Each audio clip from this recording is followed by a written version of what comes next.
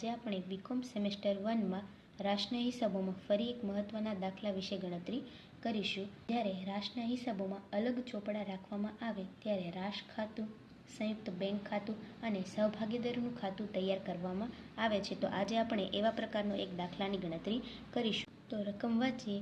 કિરીટ, નિલેશ અને રાજેશ એક કંપનીના મકાન બાંધકામ માટે સંમત થયા. તેઓએ નફો નુકસાન અનુક્રમે 3:2:1 પ્રમાણમાં વહેંચવાનું નક્કી કર્યું. તેઓએ તેમના સંયુક્ત બેંક ખાતામાં 5,40,000 તેમના નફા નુકસાનના પ્રમાણમાં જમા કરાવ્યા. હવે 5,40,000 નફો ત્રણેય ભાગીદારો વચ્ચે 3:2:1 પ્રમાણમાં સંયુક્ત બેંક ખાતાની ઉધાર બાજુ આપણે દર્શાવી દઈએ. સંયુક્ત બેંક ખાતાની ઉધાર બાજુ 5,40,000 કિરીટના 3/6 એટલે 2,70,000 કિરીટ ખાતે ઉધાર બાજુ. નિલેશ ખાતે 5,40,000 ગુણ્યા 2/6 એટલે 1,80,000 અને રાજેશ ખાતે 90,000. હવે આ દરેકની એન્ટ્રી દરેક ભાગીદારોના ખાતાની જમા બાજુ સંયુક્ત બેંક ખાતે આપણે દર્શાવી દઈએ. તો કિરીટના ખાતામાં જમા બાજુ સંયુક્ત બેંક ખાતે 2,70,000. તો સંયુક્ત બેંક ખાતે કિરીટના ખાતામાં સંયુક્ત બેંક ખાતે 2,70,000. નિલેશના ખાતામાં જમા બાજુ સંયુક્ત બેંક ખાતે 1,80,000 અને રાજેશના ખાતામાં જમા બાજુ સંયુક્ત બેંક ખાતે 90,000. આગળ રકમ જોઈએ. સંયુક્ત બેંક ખાતામાંથી ખર્ચા નીચે પ્રમાણે ચૂકવેલ હતા. મજૂરીના 3,90,000, માલસામાન 6,10,000 અને પ્લાન્ટ 40,000. હવે તમને ખ્યાલ છે કે ભાગીદારોના ખર્ચા સંયુક્ત સાહસ ખાતાની ઉધાર બાજુ દર્શાવવામાં આવે છે. એટલે આ દરેક પ્રકારના ખર્ચા આપણે સંયુક્ત સાહસ ખાતાની ઉધાર બાજુ દર્શાવી દઈએ. સંયુક્ત બેંક ખાતે મજૂરીના 3,90,000, માલ સામાન 6,10,000, પ્લાન્ટના 40,000, ટોટલ થશે 10,40,000.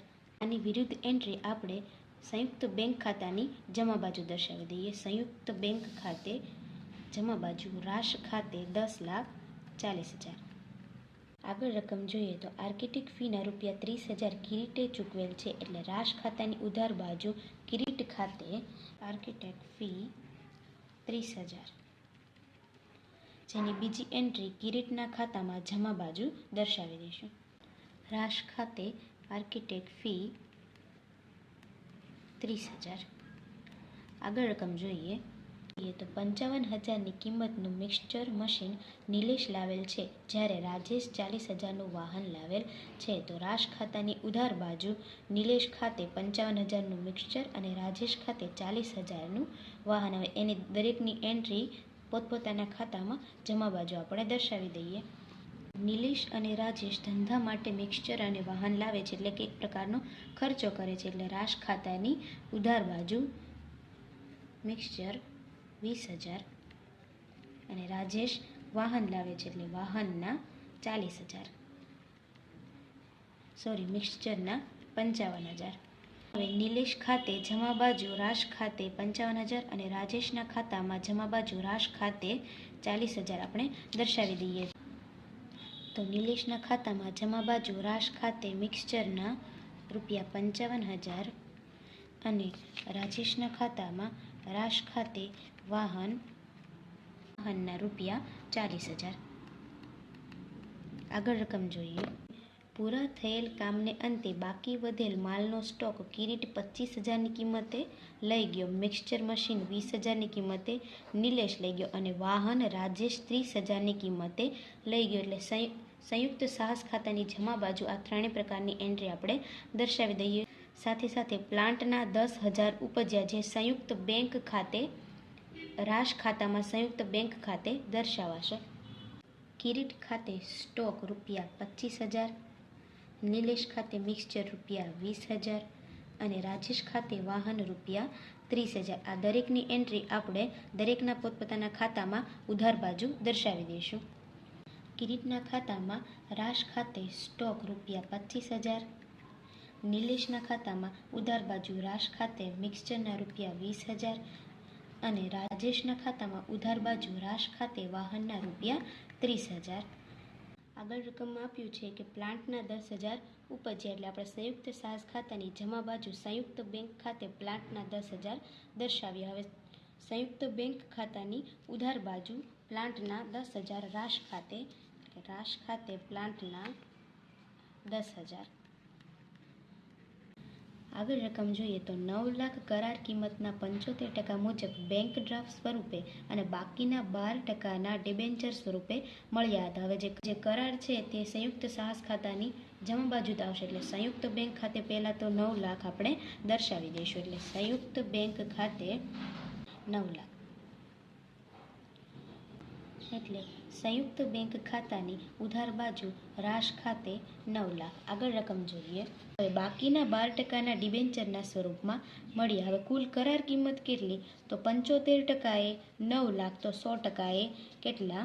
75%એ 9 લાખ, તો 100%એ કેટલા? એટલે આપણને મળશે 12 લાખ. હવે કુલ કરાર કિંમત 12 લાખ, એટલે 12 લાખના 75% 9 લાખ, તો બાકીના વધ્યા કેટલા?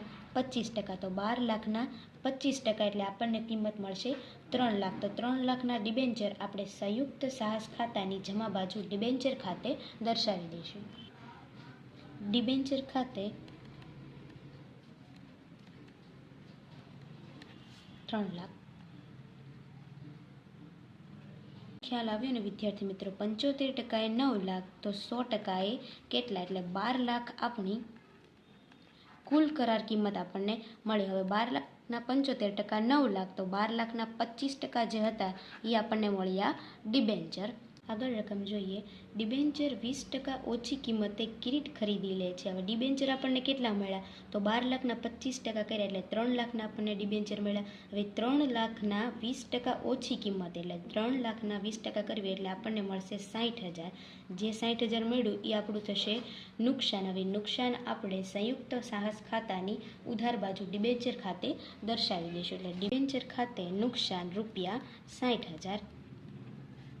એટલી ઓછી કિંમતે કિરીટ ખરીદી લે છે, એટલે કુલ ડિબેન્ચર 3 લાખ અને નુકસાન 60,000, એટલે 3 લાખમાંથી 60,000 બાદ કરવું એટલે 2,40,000 ડિબેન્ચર કિરીટ ખરીદી લે છે. એટલે કિરીટના ખાતાની ઉધાર બાજુ ડિબેન્ચર ખાતે 2,40,000ની એન્ટ્રી આપણે કરી લઈએ. કિરીટના ખાતામાં ઉધાર બાજુ ડિબેન્ચર ખાતે 2,40,000. હવે દરેક પ્રકારના વ્યવહારોની એન્ટ્રી થઈ ચૂકી છે, એટલે આપણે ખાતાને બંધ કરશું. સંયુક્ત સાહસ ખાતાને બંધ કરતા જમા બાજુ સરવાળો વધારે થાય છે 12,85,000. તેમાંથી દરેક પ્રકારના ખર્ચા બાદ કરતા આપણને નફો કુલ મળશે 60,000. 60,000ના નફાને આપણે 3:2:1ના પ્રમાણમાં દરેક ભાગીદારો વચ્ચે વહેંચી દઈશું. તો કિરીટના આવશે 30,000, નિલેશના 20,000 અને રાજેશ ખાતે 10,000. હવે ત્રણેય ભાગીદારોનો નફો ત્રણેયના ખાતામાં જમા બાજુ આપણે દર્શાવી દઈશું. તો કિરીટના ખાતામાં જમા બાજુ રાશ ખાતે 30,000, નિલેશના ખાતામાં જમા બાજુ રાશ ખાતે 20,000 અને રાજેશની પણ એન્ટ્રી એ રીતે કરી લઈએ. કિરીટના ખાતામાં જમા બાજુ રાશ ખાતે 30,000 નફો, નિલેશના ખાતામાં જમા બાજુ રાશ ખાતે 20,000 નફો અને રાજેશના ખાતામાં જમા બાજુ રાશ ખાતે 10,000 નફો. ભાગીદારોના ખાતા આપણે બંધ કરીશું. તો કિરીટનું ખાતું સૌપ્રથમ જમા બાજુ વધારે રકમ છે 3,30,000.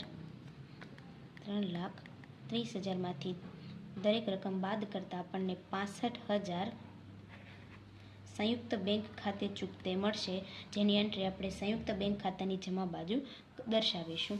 હવે નિલેશનું ખાતું બંધ કરતાં જમા બાજુ સરવાળો વધારે છે 2,55,000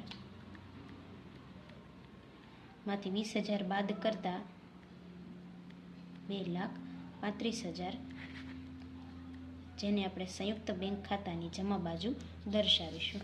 1,40,000